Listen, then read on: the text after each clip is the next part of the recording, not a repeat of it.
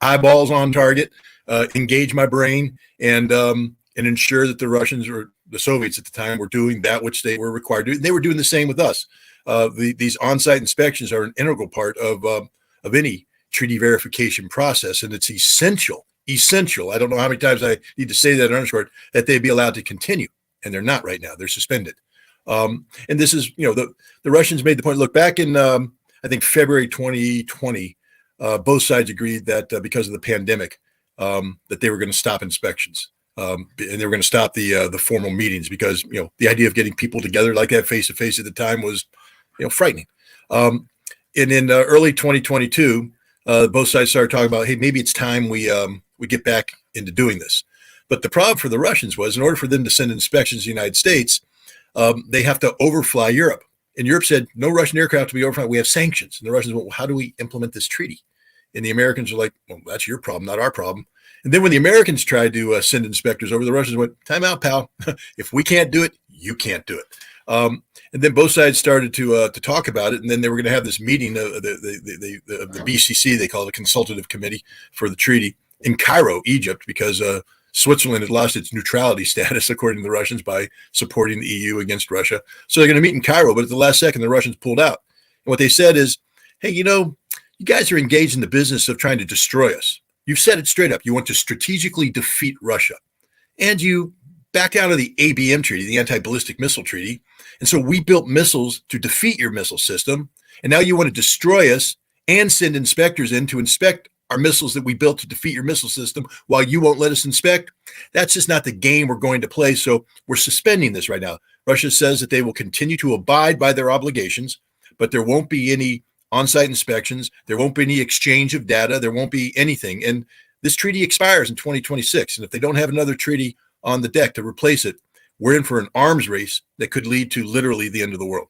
In the interim between now and 2026, will the Russians enhance the size of their military arsenal? No. Okay. And since the treaty is bilateral and one side says no, is that carte blanche for the U.S. to increase the size of its arsenal? The U.S. would have to withdraw from the treaty in order to do it. There's no carte blanche. The U.S. has legal obligations. If the U.S. is upset with what the Russians are doing, they can withdraw from the treaty, and then they're unfettered to do what they want. But right now, the United States contends that it wants. And let's point a couple things out about the Russians. The U.S. withdrew from the ABM treaty in 2002, the anti-ballistic missile treaty. Right. Russia has not acted to, you say carte blanche. Russia hasn't built new anti-ballistic missile system. Russia is abiding by that. The U.S. withdrew from the Intermediate Nuclear Forces Treaty. Russia hasn't fielded any new INF weapons. Only the U.S. has. Russia is serious about arms control. People need to understand that, but that has to be arms control that is mutually beneficial. They're tired of playing a game where the United States negotiates in bad faith, which is what New START was. What is I'm switching gears a little bit. What is the message that the Russians perceive by President Biden's presence in Kyiv? Weakness. Look, the United States had to ask permission. It wasn't a covert mission. It was secret only to the American people. The United States had to go to the Russians and say, hey, Biden's going to Kiev. Make sure you guys don't bomb Kiev while he's there. And the Russians went, we don't care. Go. So there's no secret there. The Russians could care less. They've been letting people go back and forth to Kiev all along. I mean, it's an artificial environment because from the Russian perspective, Zelensky's the greatest thing that's happened to them here. He's a weak leader. He does really stupid things. And basically he's sacrificing the Ukrainian army. I mean, it's tragic, but Zelensky's insistence, for instance, on defending Bakhmut to the last man is a gift to the Russians. It's a bloody gift. What is the significance of Bakhmut? Is it symbolic, or would it be like the Canadians taking over Detroit or the Mexicans taking over El Paso? I mean, is there some strategic significance, or is it just symbolic of who controls Bakhmut? Why all the bloodshed over a city that most Americans never heard of before a year ago? Well, the Bakhmut and its sister city of Soledar, which the Russians took last month, are heavily fortified places, heavily fortified. And they represented sort of the keystone to the current Russian or Ukrainian defensive line that's been in place since 2014. And so, as long as Soledar held, then Bakhmut was important. But now Soledar has fallen. the line's been compromised. There's better defensive space behind Bakhmut. There's higher terrain. Dig in. The Ukrainians would have a better, better ability to defend. But Bakhmut's been the center of attention since May. Since May, this battle's been going on since May, and the Ukrainians have just basically, this has become symbolic. This is their Stalingrad, and they are going to put everything they got into it to keep it from falling. They're fighting. Look, Perozhkin, the head of the Wagner group, who's leading the attack here, he straight up said the guys they're fighting are some of the bravest men he's ever seen in his life.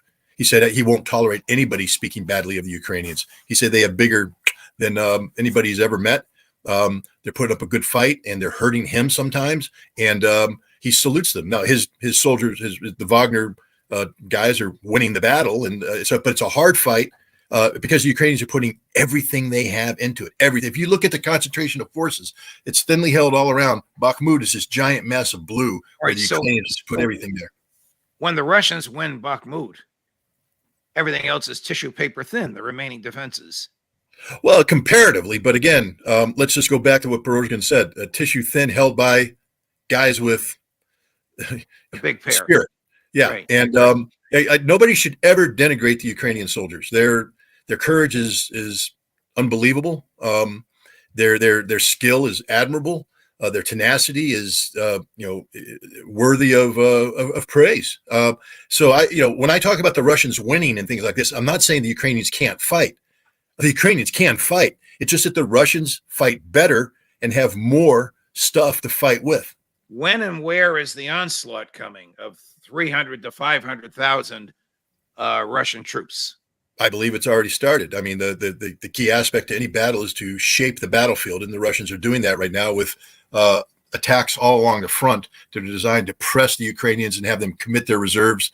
And once the Russians identify weaknesses in the Ukrainian lines, then the Russians will exploit it. But the offensive's already begun. It's not the big one, but nothing's that way. You start with reconnaissance right. And force, probe right. The lines, and that's happening. We're going to put up a full screen. It's going to block your face and my face, but it's a list of what the president promised President Zelensky earlier this week. Additional HIMARS, additional 155 millimeter artillery rounds, munitions for laser-guided rocket systems, Cyberlux K-8 UAS. What are those, Scott? What's Cyberlux? I don't know. I don't know that. I have to look that up. Okay, mine clearing equipment. We know what that is. Secure communications. We know what that is. Funding for training. Well, that's cash. We don't know where it's going to go. So $2 billion total. So the Daily Mail says the president has 113 billion authority. I thought Congress only gave him 100. Okay, they say it's 113. They say he spent 48.6, and now this is an additional 2. So he's over the 50 billion mark. He spent close to or a little more than, whether you think the total is 100 or 113, of what Congress gave him. And he says it's for whatever it takes. My question is, for whatever it takes to do what? I don't think the president, Scott, has yet to articulate a clear, militarily achievable objective.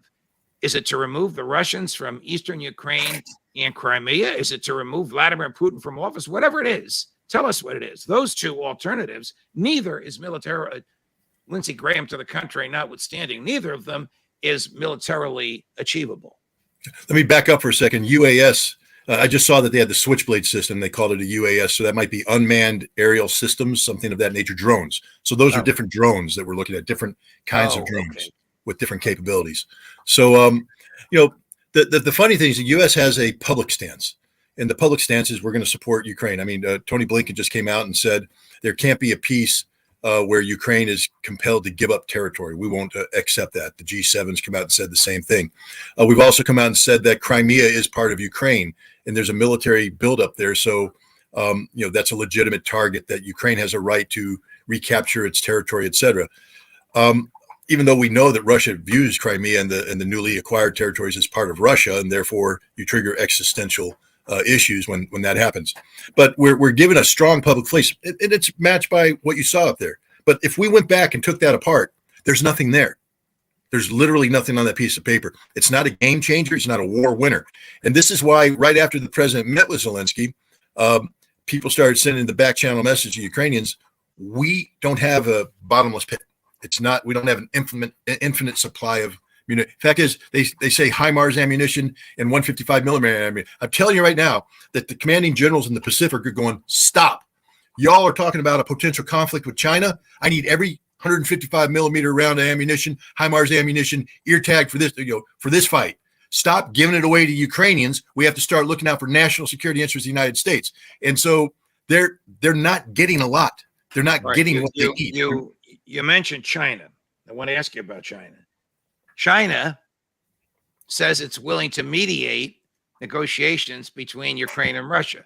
I mean, that would be absurd. As a judge, I mediated thousands of negotiations, but I wasn't secretly rooting for or on the side of one of the people involved in the negotiation. China doesn't want to see Russia lose this, does it?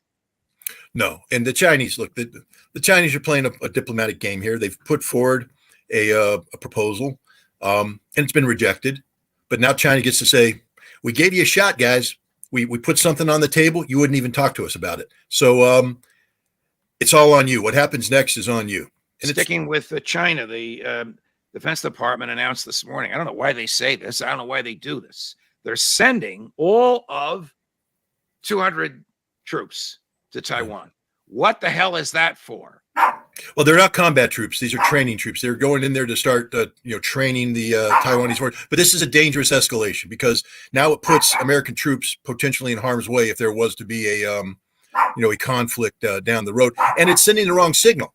I mean, the Chinese are sitting there saying, don't tell us you're coming to defense of Taiwan. Remember, you're not supposed to. There's this one China policy we have, all these agreements that we have. And now you guys are telling us that you believe the one China policy, but you're sending a couple hundred trainers there to do what? Because the next step is to begin pre-positioning equipment. And sooner or later, we're going to cross a red line. And I have a feeling that the Chinese take their red lines pretty seriously. And so this could trigger war. Joe Biden may very well want to run for re-election as a wartime president, like his heroes, Abraham Lincoln and FDR. Is he crazy enough to think that he can he can avoid World War III by fighting the Russians in Ukraine and the Chinese in Taiwan? This is insane. A school child would know this is insane. I'm not a big fan of Joe Biden, so I don't want to, I need to say that right up front. I have a bias against him, but I don't want to accuse him of being insane. But you hit it on the head. If he thinks that being a wartime president is what it takes to win election, and that means he's willing to sacrifice this country to get elected. And I'm telling the American people right now, any politician that's willing to put his political ambition ahead of the general welfare of the nation should never be allowed anywhere near elected office whatsoever. I hope that's not the case, but but he's surrounded by people who are sycophantic enough to promote these policies. I mean, how else do you explain what we're doing with Ukraine? How else do you explain what we're doing with Taiwan? These are not policies undertaken by peacemakers. These are policies undertaken by people who are playing the game of war without really understanding the game they're playing. One of your nemeses on this program, and he's a nice guy, and the viewers love to hate him, is Jack Devine, career CIA, in charge of monitoring Russian espionage here and in charge of perpetrating espionage against the Russians there. I asked him the other day how he would define victory. Here's his answer. You push until the Russians cease to desist. I don't believe there's peace, right? But I do think you'll reach a point where everyone's using up so much ammunition, so many soldiers have died, that you slow down the pace of war. No one wins. War could go on for a long time, but it will not go on for a long time at this level. And victory is not about Ukraine. It's the geopolitical risk of the world today, and it's the China, Russia, and their allies, the alliance against the West. If Russia fails to accomplish its goal, he will go. And that will change the geopolitical. There's a bigger thing at play here than just the current day-to-day fighting. And I think there's a world that's going to be unstable if we allow Putin to go unchallenged. And I think we're doing a very good job of challenging him. Well, you may not agree with what he said at the end, but do you agree with him that the war will go on for a while? I mean, maybe not at this level. I mean, Putin could very well declare victory tomorrow. He controls 17% of Ukraine. I know he wants to finish what he's doing in Bakhmut, but what do you think of what Jack just said? I mean, war is an extension of politics by other means. And if a political decision is made in Russia that they cannot sustain this level of fighting, then Russia will do what it has to do to achieve what outcome it can. I personally believe right now that the Russians widely recognize that they can't allow Ukraine to continue to exist in its current form, that the United States will not do the right thing, that the United States would continue to use Ukraine as this festering cancerous mass that would infect Russia and weaken Russia, and that the time is now. Russia needs to win this war and win this war decisively. That's what I believe, and I believe everything the Russians are doing points to that direction. But no, success is not a guaranteed outcome. Just because Scott Ritter says, I believe the Russians are going to win in August, September, October timeframe, doesn't mean that that's going to happen. Things can happen. And if this war drags on, then, maybe Divine's onto something. But I don't think this war is going to drag on. I think Russia understands that if this war drags on, they lose. And that's not an outcome they want. Within 36 hours of President Putin's State of the Union speech, his predecessor, President Dmitry Medvedev, who today is the vice chair of the Russian equivalent of the National Security Council, made some startling claims that it might be necessary for Russia to go all the way west to the Polish border, and it might be necessary for Russian troops to cross the Polish border. Now, why would he say that? Medvedev is the bad cop to Putin's good cop. The good news is that he's not the decision maker. I think his job is to be the snarling dog behind the door that growls, barks, drools, makes noises, just to do that. But Putin's the leader. Putin says things that are rational, responsible. I do want to point out that at one point in time, Barack Obama and Michael McFaul thought that it was a good idea to promote Medvedev over Putin. Shows you their judgment. Right. And Michael McFaul is the Republican guru on the House. No, this is a former U.S. ambassador to Russia. Oh, the other McFaul. I apologize. The other, yeah. Correct. All right, Scott. Thank you very much for joining us today. A great insight as always. And you managed to keep the dog down, by the way. Well, like I said, the good thing about this mic is it's directional. So even though the dogs were barking, you didn't hear it. Have a great week. Oh, I got to tell you something. And I think a lot of people are watching now, which is why I want to say it, because you are a significant part of this. Yesterday, Judging Freedom reached and exceeded the 100,000 subscriber mark on YouTube. That is in large measure thanks to you and your selfless, intellectually honest, and personally courageous analysis that we get. Colonel McGregor, of course, is responsible for this as well. And I am thrilled at all the wonderful people that keep watching us, but I wanted you to hear this great news from my mouth. It means in the media world that we're an elite podcast. So if I were a quarterback, I'm up there with Tom Brady. All right, I won't get carried away. I'm proud to be part of your offensive line, quarterback. Thank you, Judge. And it's because of you. It's a team effort, but you're the quarterback, and people are coming to watch you. And I applaud you for your success.